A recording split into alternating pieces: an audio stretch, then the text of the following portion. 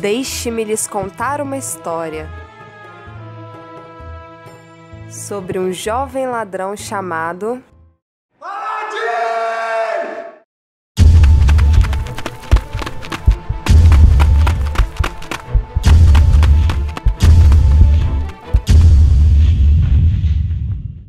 Aladim, só você pode entrar na caverna.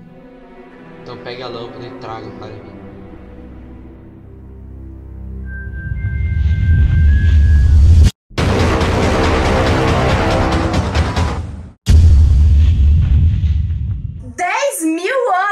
Me deixaram com o bruto de um torcicolo.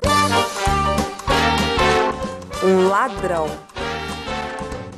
Me entregue a lâmpada! Uma princesa. Uma lâmpada. 3 desejos. E um romance. Eu vou lhe mostrar como é belo esse mundo, já que nunca deixaram o seu coração mandar.